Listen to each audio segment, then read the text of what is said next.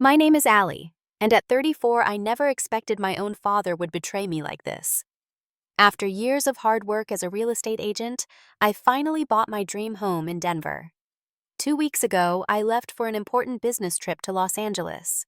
When I returned, strangers were living in my house, my belongings were moved, and my father dropped the bomb that he had secretly married a woman he barely knew. Now they act like they own the place I worked my whole life for. Before I tell you this unbelievable story, let me know where you're watching from and hit that like and subscribe button if you've ever had family take advantage of your kindness. I should probably start by telling you a bit about myself and how I got here. I'm a real estate agent in Denver, Colorado, and I've built my career from absolutely nothing. My journey hasn't been easy. When I was 19, my mother passed away after a 2-year battle with breast cancer. Her death devastated both my father and me, but we grieved differently. I threw myself into my studies and work while Dad became withdrawn and focused solely on his job as an accountant. During college, I juggled 3 part-time jobs while maintaining a full course load. I worked as a barista in the mornings, a campus tour guide in the afternoons, and a waitress on weekends. Sleep was a luxury I rarely afforded myself. The exhaustion was worth it, though, because I was building towards something greater. Every tip, every paycheck brought me one step closer to financial independence. After graduation, I started as an assistant at a small real estate firm. I made coffee, organized files, and absorbed everything I could about the business. My boss, Janet, recognized my potential and began mentoring me. She taught me how to connect with clients, understand market trends, and close deals effectively. Over 12 years, I climbed my way up from assistant to one of the top producing agents in the city. My specialty became helping first-time homebuyers find properties they could afford in Denver's increasingly competitive market. There's nothing quite like handing over keys to someone who never thought they'd own a home. 3 years ago, I finally achieved my own dream of homeownership. After showing countless properties to clients, I stumbled upon a beautiful craftsman-style house in a charming neighborhood. The moment I walked through the door, I knew it was mine. 4 bedrooms, a spacious kitchen with granite countertops, hardwood floors throughout, and the most perfect garden out back with a century-old oak tree. I paid above asking price to secure it, drawing from every penny of savings I had accumulated over the years. That house represented everything I had worked for. Every late night showing, every difficult negotiation, every sacrifice had culminated in this achievement.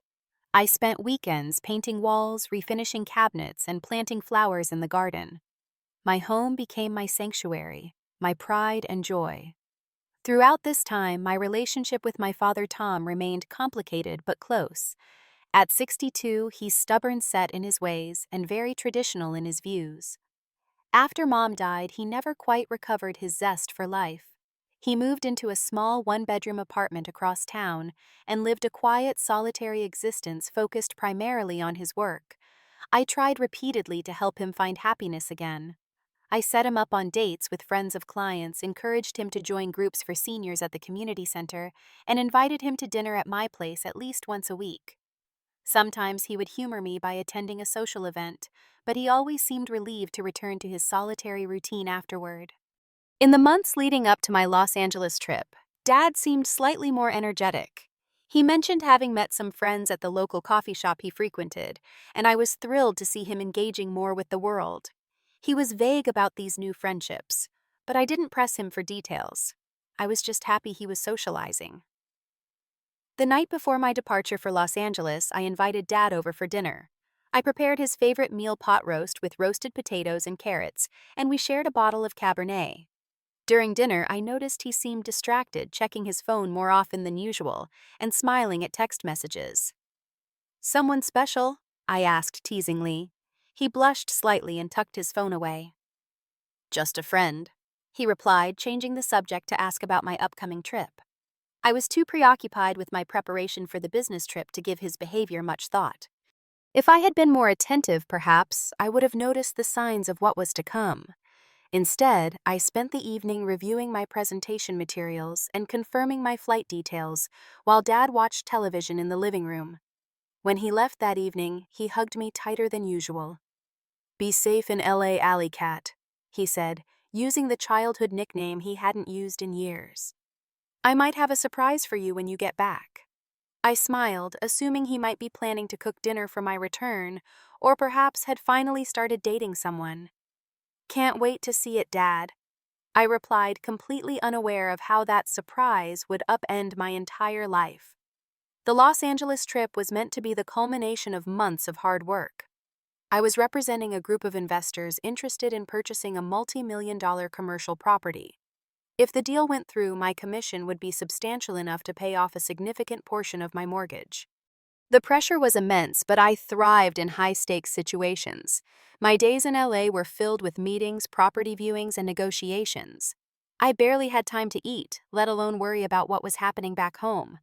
Still, something felt off. Dad's text messages were strange and infrequent. 3 days into my trip, I received a text from him that read, "Hope LA is treating you well, making some changes here, nothing to worry about." I called him immediately, but he didn't answer. When he finally called back hours later, he sounded rushed. "Everything okay, Dad?" I asked. "Perfectly fine, sweetheart. Just busy with a little project." There was muffled female laughter in the background. "Who's with you?" I asked. "Just friends helping me with something. I'll tell you all about it when you get back.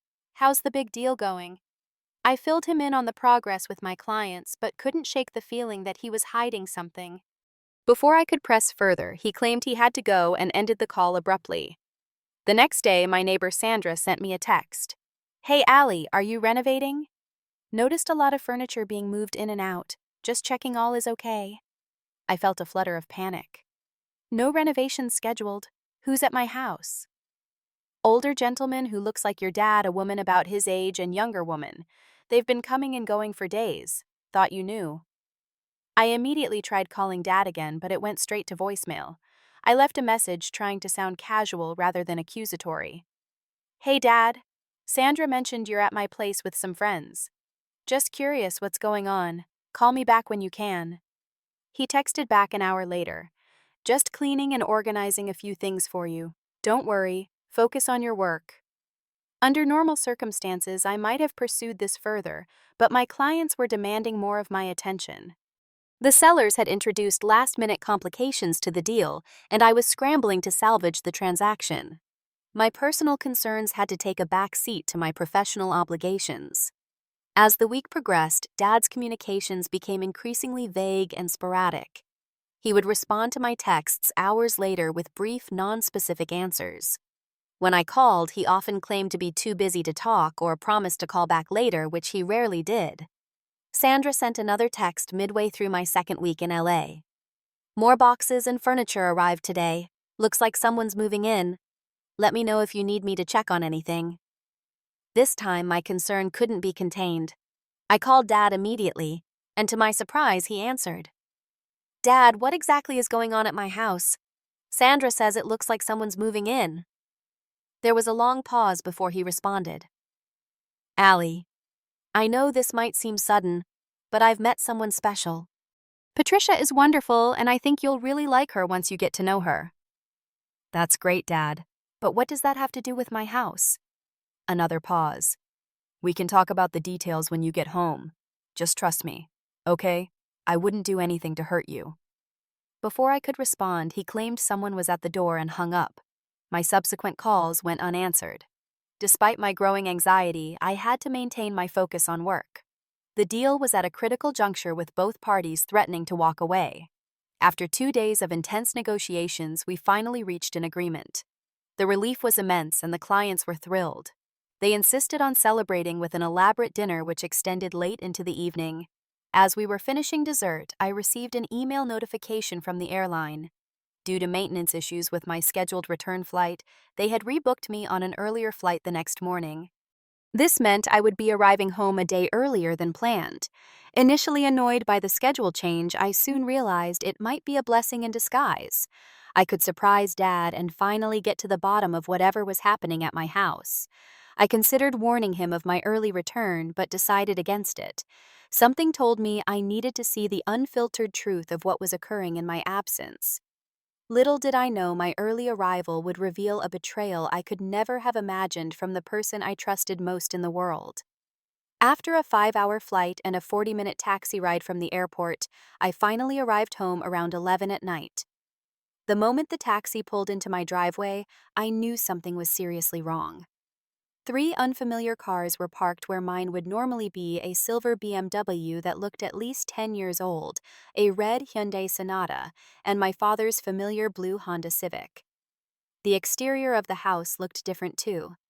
The potted plants I had carefully arranged on the front porch had been replaced with gaudy ceramic gnomes and plastic flowers. My tasteful beige welcome mat now bore the words, "The Wilsons," in cursive script. Last time I checked, my last name was still Hamilton, not Wilson. As I approached the front door, fumbling for my keys, I discovered another shock: my key wouldn't fit in the lock. Someone had changed the locks to my own home. A wave of anger washed over me, followed quickly by determination.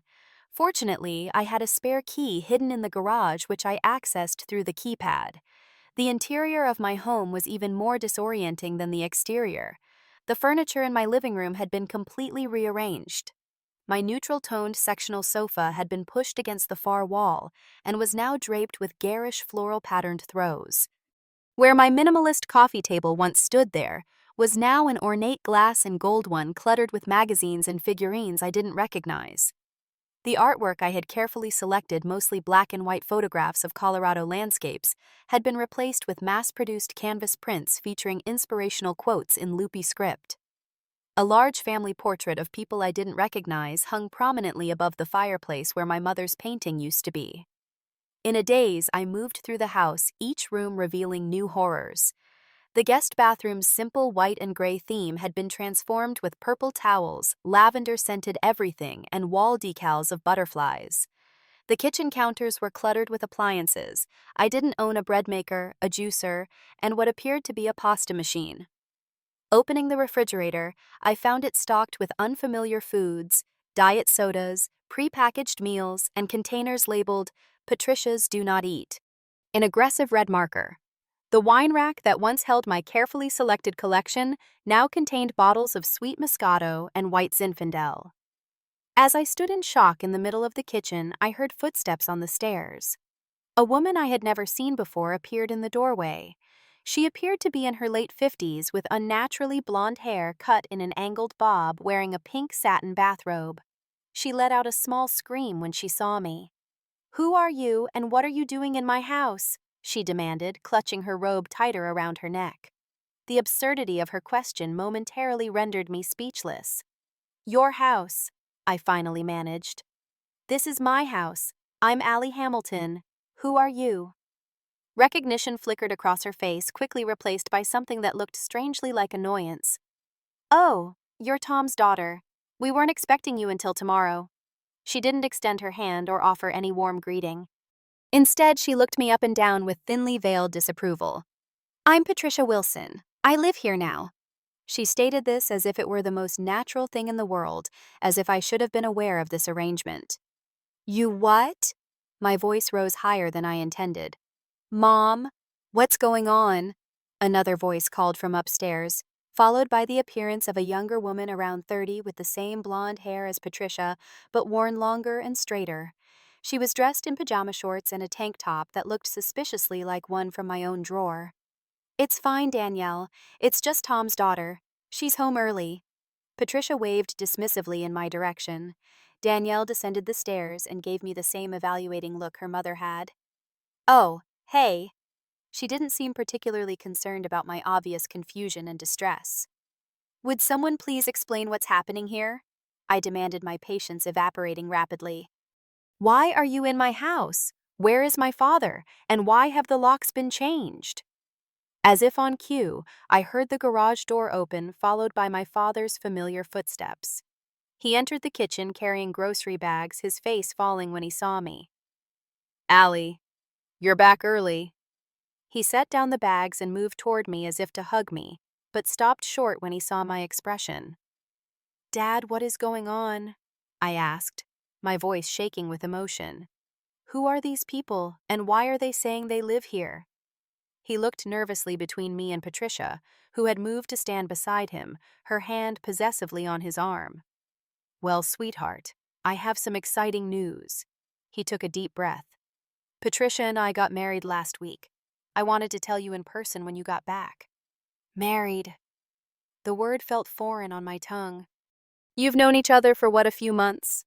Sometimes when you just know, Patricia interjected with a saccharine smile that didn't reach her eyes. She held up her left hand to display a sizable diamond ring. We're so happy together. And we thought, my father continued, looking increasingly uncomfortable, since you have this big house all to yourself and Patricia and Danielle needed a place to stay, that we could all live here together. One big happy family. The room seemed to spin around me. My father, who I had known all my life as cautious and methodical, had married a stranger and moved her into my home without even discussing it with me. It was so out of character, so completely unlike him, that I wondered if I was having some sort of stress-induced hallucination. You moved them into my house without asking me, I managed to say, my voice barely above a whisper. It's temporary, Dad said quickly, though Patricia's expression suggested otherwise. Just until we figure out our next steps. You always said this place was too big for just you. I had said that exactly once in passing when complaining about the time it took to clean. I had never suggested filling the extra space with strangers. I think we all need to sit down and have a proper conversation about this, my father said, gesturing toward the dining room. My dining room, where I now noticed my antique wooden table, had been replaced with a glass-topped monstrosity surrounded by white leather chairs. As I stood frozen in the kitchen trying to process this surreal situation, Danielle brushed past me to grab a diet soda from the refrigerator. By the way, she said casually, I moved your stuff to the small bedroom upstairs. Hope that's cool. I need the bigger room for all my clothes and my yoga space. It wasn't cool. Nothing about this situation was cool. But I followed my father to the dining room table, preparing myself for what would surely be one of the most difficult conversations of my life. Dad, can I talk to you alone for a minute? I asked, struggling to keep my voice level. The initial shock was wearing off, giving way to a simmering anger I rarely experienced. Anything you want to say to Tom, you can say in front of me, Patricia interjected before my father could respond. We're family now. My father looked uncomfortable but didn't contradict her. It's probably best if we all talk together, Allie. Clear the air. I took a deep breath. Fine. Let's start with the basics.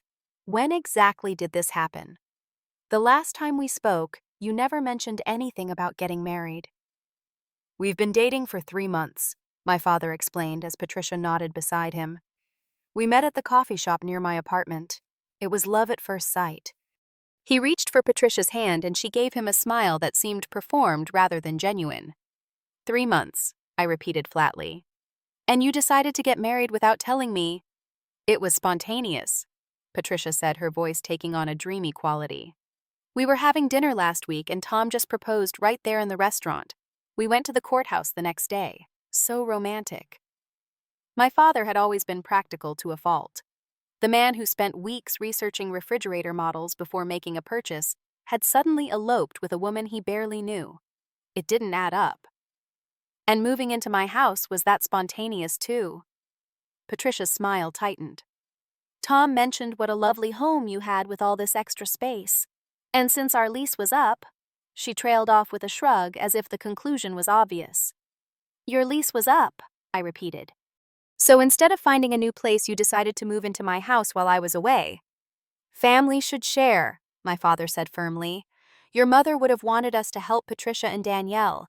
They needed stability. The mention of my mother sent a jolt of pain through me. Don't bring Mom into this. She wouldn't have wanted strangers taking over my home without my permission. We're hardly strangers, dear, Patricia said, her tone condescending. We're family now. Just then, Danielle sauntered into the dining room, still wearing what I was increasingly certain was my tank top. Mom, where did you put my straightener? I can't find it in Allie's bathroom. It should be in the drawer under the sink, Patricia replied. I reorganized everything to make more space. You reorganized my bathroom? I asked incredulously. Patricia waved a dismissive hand. Just tidied up a bit. You had so many products expired or nearly empty. I threw them out. My expensive skincare products, some of which had been gifts from clients, were apparently now in the trash. I closed my eyes briefly, trying to maintain my composure. I need to see what else has been changed, I said, standing up abruptly. I headed for the stairs, hearing my father call after me about not overreacting. The upstairs was even worse than the main floor. The master bedroom, my bedroom, was now occupied by Patricia and my father. Their clothes hung in my closet. Their toiletries cluttered my ensuite bathroom. Photos of them had replaced the ones of me and my friends on the dresser. Moving down the hall, I found the second largest bedroom once my home office had been converted into a space for Danielle. My desk and filing cabinets were nowhere to be seen, replaced by a queen-sized bed with a hot pink comforter and more butterfly decor. The room that had once been a guest room was now filled with exercise equipment, an elliptical machine, weights, and a yoga mat permanently laid out in the center. The smallest bedroom, which I had used for storage, now contained some of my belongings, haphazardly piled on and around a twin bed. But the most devastating discovery came when I opened the closet in that small room, looking for the box of my mother's keepsakes. It was gone. I tore through the crowded closet, pushing aside clothes and shoes, growing increasingly frantic. I stormed back downstairs. Where's the box with my mother's things? The wooden one with her jewelry and photos? My father had the decency to look ashamed. Patricia needed space in the closet for her winter clothes. I put some things in the attic. And some things were donated. Patricia added, her tone suggesting she had done me a favor. It was just taking up space, collecting dust. You donated my mother's belongings. My voice cracked with disbelief. Only a few old clothes and books, Patricia said. Tom agreed it was time to let go of some things. I turned to my father, tears threatening. How could you? He couldn't meet my eyes.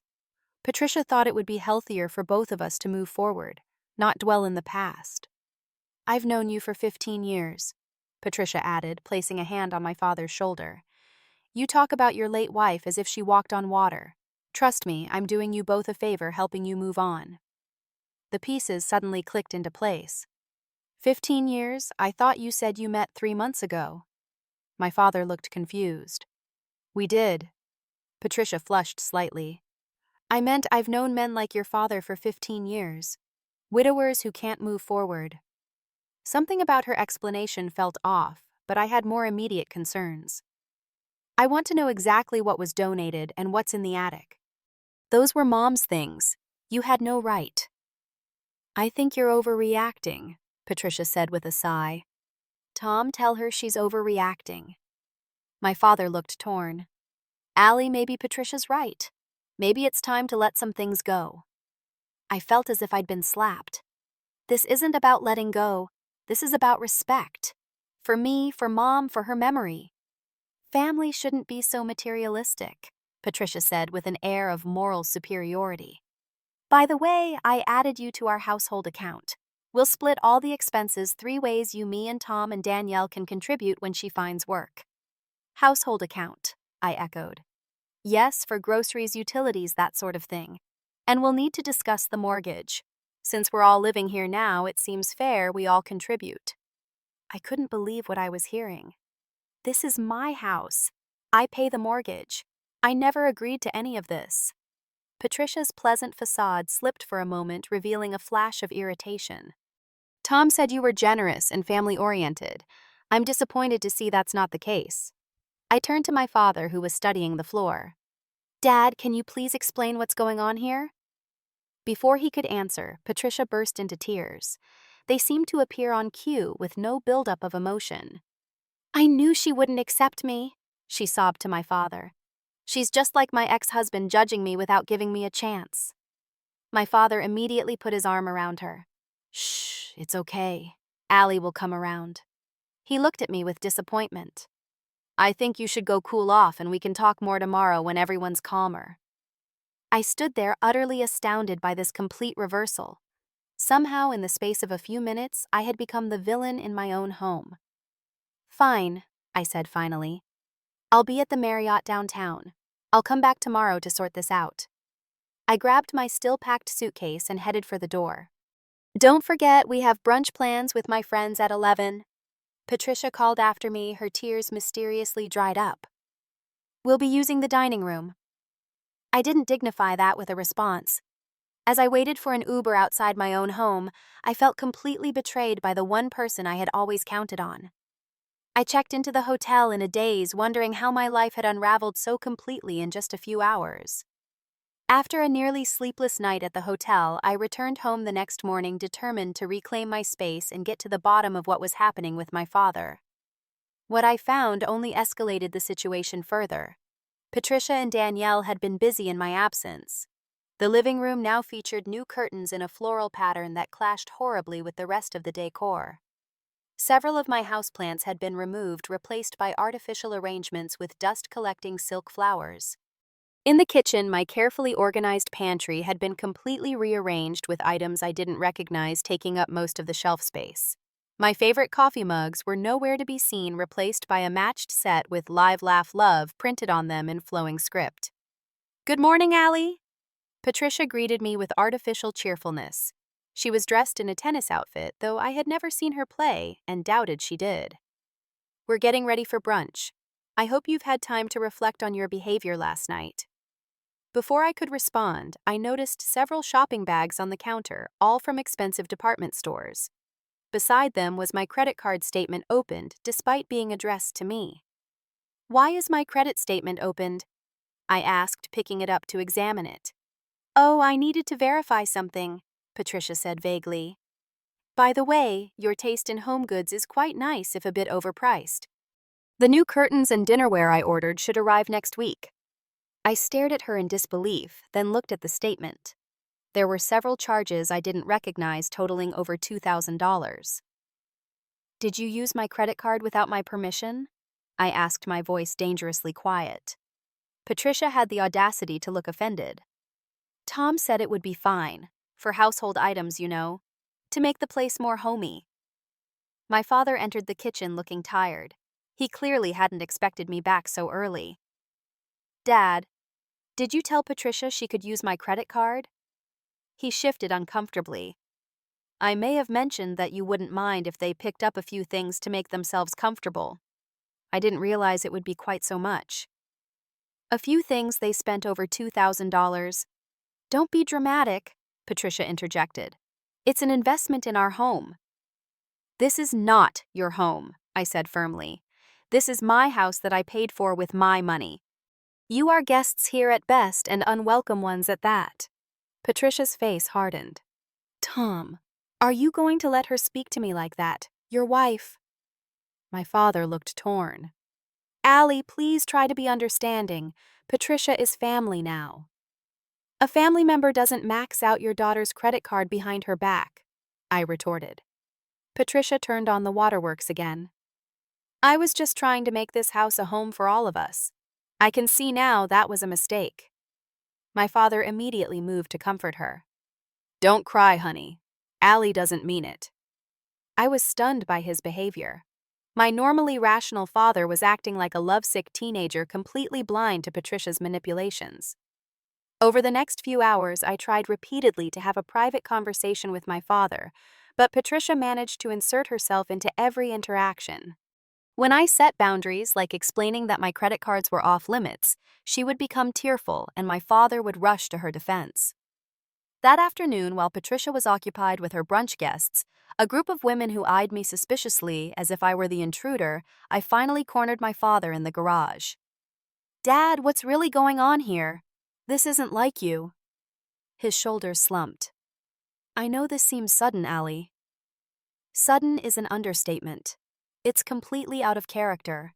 You've always been cautious, thoughtful. You spent 6 months researching cars before buying one.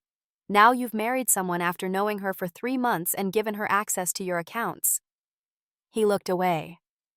"When you get to my age, you realize time is precious. I've been lonely since your mother died. Patricia makes me feel alive again." "But moving into my house without asking, letting her donate Mom's things, that's not you, Dad." He sighed deeply. Patricia was in a difficult situation. Her landlord sold the building and they had to move out quickly. She was so stressed about finding a new place. I just wanted to help. "So this was supposed to be temporary?" I asked, feeling a glimmer of hope. Well, Patricia thought, and I agree that it makes more sense for all of us to live together. You have all this space, and I can help with expenses.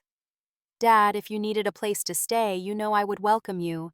But Patricia and Danielle, I don't know them. And from what I've seen, I don't trust them. You're judging them too quickly, he insisted.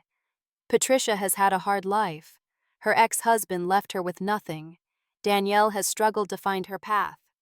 They need stability. And that's your responsibility now, after knowing them for such a short time. His expression hardened slightly. Yes, it is. When you marry someone, you take on their burdens as your own. Your mother taught me that. The mention of my mother again felt like a low blow. Mom would never have expected you to sacrifice your relationship with me for someone you just met. I'm not sacrificing anything, he protested. I'm trying to blend our families. Without even consulting me, I pointed out. Dad, doesn't any of this seem rushed to you? The quick marriage moving in right away. Patricia immediately taking control of everything, including your finances. He looked uncomfortable but shook his head. You're making it sound sinister. Patricia is just enthusiastic about our new life together. Did she suggest the marriage by any chance? His hesitation told me everything I needed to know. She did. Didn't she? Dad, can't you see what's happening here? Before he could respond, the garage door opened and Patricia appeared, her expression instantly shifting from annoyance to concern when she saw us. There you are. The ladies were asking where you were, Tom. She looped her arm through his possessively. Private conversation, she asked with a tight smile. Just catching up, my father said, avoiding my eyes. Well, come join us. Marjorie brought that lemon cake you liked last time. She practically pulled him toward the door, throwing a cold glance at me over her shoulder. As they left, I noticed several framed photos lying face down on a workbench. Turning them over, I discovered they were pictures of my mother that had once hung in the hallway. Patricia had removed every trace of her from the main house. That evening, my neighbor Sandra stopped by while Patricia and my father were out at dinner. She pulled me aside on the front porch. Allie, I didn't want to alarm you, but there's something you should know, she said in a low voice. I've seen that woman before, the one who's with your dad. A few months ago, she was dating Harold Myers from 2 streets over. His children had to intervene when she convinced him to add her to his accounts. It didn't end well. The information sent a chill down my spine. My instincts about Patricia had been right. The question was, how could I make my father see the truth? The next morning, I was awakened by the sound of voices in my front yard. Peering through the window, I was shocked to see a real estate agent hammering a for sale sign into my lawn while Patricia supervised. I threw on clothes and rushed outside. What do you think you're doing? I demanded, addressing both Patricia and the agent. The agent, a young man who looked fresh out of college, shifted nervously. I'm just placing the sign as requested by Mrs. Wilson. There must be some mistake, I said firmly. This house is not for sale. I'm the owner, Allie Hamilton, and I have not listed this property. Patricia stepped forward, her face a mask of artificial concern. Allie, Tom, and I discussed this. We're downsizing to a nice condo closer to my friends. It makes more sense financially. Downsizing my house. I was nearly speechless with anger. Without consulting me, the actual owner. The agent looked increasingly uncomfortable. Perhaps I should come back when the family has reached an agreement, he said, backing away toward his car. There's nothing to agree on, I called after him. The house is not for sale, and if you put that sign back up, I'll file a complaint with the real estate commission. Once he had driven away, I turned to Patricia. How dare you try to sell my house? Patricia's pleasant facade dropped completely. Tom promised we could sell this place and split the profits. We've already looked at condos. As if summoned by the tension, my father appeared at the front door looking confused and concerned. What's going on out here? Your wife just tried to list my house for sale, I said, not bothering to hide my anger. Want to explain that, Dad? He looked genuinely surprised. Patricia, we discussed waiting until Allie agreed. You mean you actually considered this? I asked him, incredulous. Selling my house without my permission. Patricia thought it would be better for all of us to have a fresh start in a new place, he explained weakly. I don't need your permission, Patricia snapped, dropping all pretense of warmth. Tom has equity in this house too. No, he doesn't, I said firmly. Dad has never contributed a penny to this mortgage. My name is the only one on the deed. For the first time, Patricia looked uncertain. She turned to my father. You said you helped her buy this place. I may have implied that. My father admitted, looking ashamed. You lied to me. Patricia's voice took on a dangerous edge. I thought you loved me for me, my father said quietly. Not for what I could provide. Patricia's expression shifted rapidly, the mask of loving wife sliding back into place. Of course I love you, Tom. I was just trying to help secure our future together. She took his arm, leading him back into the house. Let's discuss this privately.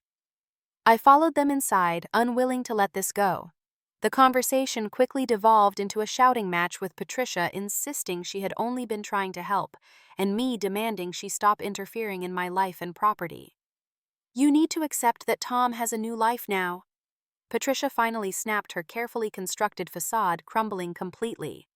He doesn't need his clingy daughter hanging around anymore. Patricia, my father exclaimed, looking shocked. Well, it's true, she continued, apparently unable to stop now that she had started. She's clearly jealous that you found happiness again. She wants to keep you all to herself, living in the past with memories of her precious mother. My father looked between us, finally seeing a side of Patricia he hadn't witnessed before. I think you should apologize to Allie, he said quietly. Patricia looked stunned, then quickly recovered. I'm sorry you overheard that, Allie. I'm just emotional because I care so much about your father's happiness. This isn't about my happiness, my father said, his voice stronger now. This is about respect. Allie deserves respect in her own home. Patricia's expression hardened. I see. So after everything I've done for you, you're taking her side.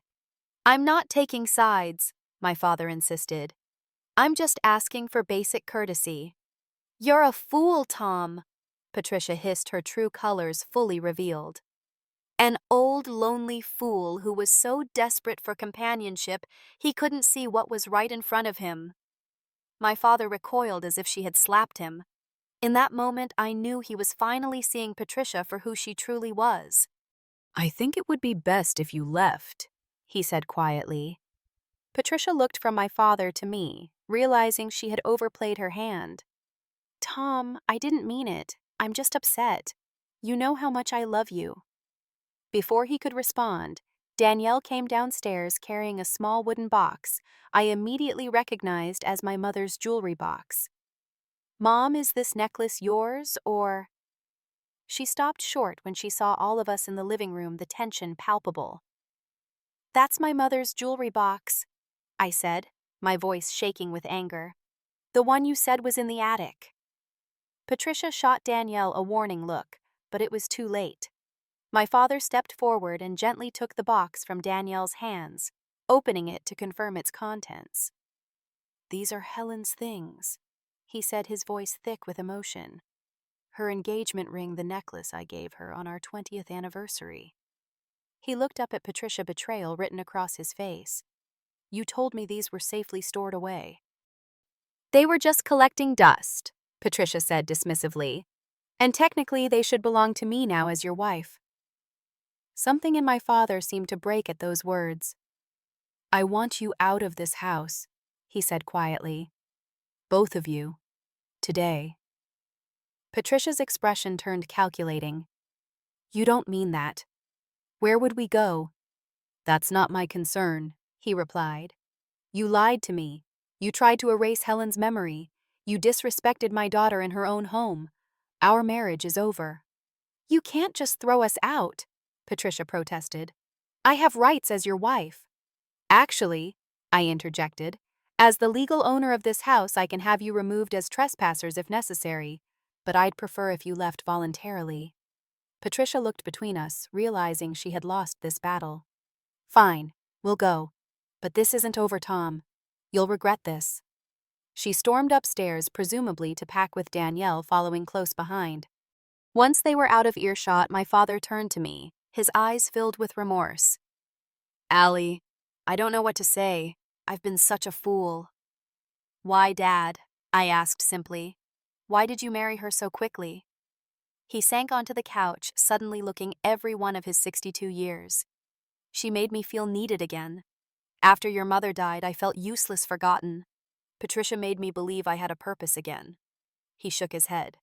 "She said she wouldn't continue our relationship unless we were married. Said she was traditional that way. I was afraid of being alone again." My heart ached for him. For all his flaws, my father was a good man who had been taken advantage of by someone who recognized his vulnerability. "We'll figure this out," I assured him, sitting beside him. "Together." The aftermath of Patricia and Danielle's departure wasn't quite as clean as I had hoped. Despite my demand that they leave immediately, it took nearly 2 days for them to pack up their belongings. During that time, the atmosphere in the house was unbearably tense. Patricia alternated between tearful pleas for forgiveness directed at my father and icy glares thrown my way when he wasn't looking. When they finally left, I discovered they had taken several valuable items with them: a silver serving set that had belonged to my grandmother, an antique clock from the entryway, and most painfully, several pieces of my mother's jewelry that had been in the wooden box Danielle had been carrying. My father was devastated when I showed him the empty spaces in the jewelry box, where my mother's pearl earrings and sapphire bracelet should have been. "I'll get them back," he promised, his voice thick with emotion. "Whatever it takes." But our first priority was undoing the legal mess my father had created. I contacted Amy Jang, a friend from college who now practiced family law. She came over the next evening to discuss our options. "Based on what you've told me, there are grounds for an annulment rather than a divorce," Amy explained after hearing the full story. "If Patricia misrepresented herself or her intentions, that constitutes fraud, which is grounds for declaring the marriage void from the beginning." "She definitely misrepresented herself," I confirmed, telling Amy about what my neighbor Sandra had revealed about Patricia's previous attempt to swindle another older man in the neighborhood. Amy took careful notes. "This is a pattern of behavior that will strengthen your case, Tom. I'll also file temporary orders protecting your financial accounts and preventing Patricia from incurring any more debt in your name." My father looked up sharply. "What do you mean, more debt?" Amy's expression was sympathetic but direct. "I suggest you check all your credit card statements and bank accounts. In cases like this, it's common for the perpetrator to open new lines of credit or make significant purchases before the relationship ends." Sure enough, when my father checked his accounts online, he discovered that Patricia had maxed out 2 of his credit cards and withdrawn nearly $10,000 from his savings account. She had also, we later discovered, applied for a home equity line of credit in both their names using forged documents that claimed my father co-owned my house. "I can't believe I was so blind," my father said that night as we sat in the living room, which I had begun to restore to its original state. "Your mother would be so disappointed in me." "Mom would understand," I told him gently. "Patricia manipulated you when you were vulnerable. It could happen to anyone." "Not to you," he pointed out. "You saw through her right away." "I wasn't emotionally involved," I reminded him. "That makes a big difference." We agreed that my father would stay with me while the annulment proceedings moved forward. I cleared out the smallest bedroom, the one where Patricia had relegated my belongings, and helped him set up a comfortable space there. It was a temporary solution, but one that would give us both time to heal and rebuild our relationship. Over the following weeks, we worked with Amy to gather evidence of Patricia's deception. We learned that she had a history of targeting vulnerable older men, particularly widowers with assets. She had been married 3 times before, each marriage lasting less than a year and ending when her schemes were discovered. Danielle, it turned out, was not actually Patricia's daughter, but her niece, who participated in the cons in exchange for a cut of the proceeds. They had a system: Patricia would charm the men, while Danielle worked on isolating them from family members who might interfere. The legal process moved slowly, but my father's spirits gradually improved as he began to accept what had happened and focus on moving forward. He attended counseling sessions to work through his feelings of shame and betrayal, and slowly I saw glimpses of his old self returning. One evening, about a month after Patricia left, we were having dinner in the kitchen when my father raised an unexpected topic. "I've been thinking about moving back to my apartment," he said, pushing his food around his plate nervously. "You don't have to do that, Dad," I assured him. "You're welcome to stay as long as you need." He shook his head. "It's not that. I appreciate you taking me in, but I need to stand on my own 2 feet again. Rebuild my independence." He looked up at me with determination in his eyes. "I let myself become too dependent on others for my happiness. First you, then Patricia. I need to learn to be comfortable with myself again." I felt a swell of pride at his insight. "I think that's really wise, Dad." "But," he continued, "I was wondering if you might help me find a place a bit closer to you. Not so we can see each other every day, but maybe once a week for dinner. I've missed our regular get-togethers." "I'd like that," I said sincerely, "and I think I know just the place." The small guest house at the back of my property, which I had previously used as a home office, could be converted into a perfect living space for my father. It would give him independence while keeping him close enough for regular interaction. When I suggested it, his face lit up with genuine enthusiasm for the first time in months. As for my house, it took considerable time and effort to undo all the changes Patricia and Danielle had made. I repainted walls, replaced furniture, and carefully restored the photos and mementos they had removed. With each change, the house felt more like mine again. The most meaningful moment came when my father helped me hang my mother's portrait back above the fireplace, where Patricia had placed her wedding photo with my father. "She would be proud of how you handled all this," my father said, stepping back to admire the portrait. "You stood your ground without becoming bitter." "I learned resilience from both of you," I told him. "Mom taught me to face challenges with grace, and you taught me the value of forgiveness." And I had forgiven him truly. His mistake had come from loneliness and a desire for connection, not malice. In the months that followed, as he settled into the guest house and we established new, healthier boundaries, our relationship actually grew stronger than before. The annulment was eventually granted, with the court recognizing that Patricia had entered the marriage fraudulently. She was ordered to return the items she had taken and repay the money she had spent, though we had little expectation of ever seeing those things again. Patricia and Danielle had already moved on, likely in search of their next target. But we had learned valuable lessons. My father became more cautious, but not closed off, eventually joining a genuine support group for widowers, where he made real friends. I became more vigilant about protecting what mattered to me, both physically and emotionally. Most importantly, we both learned that home isn't just about the physical space or possessions.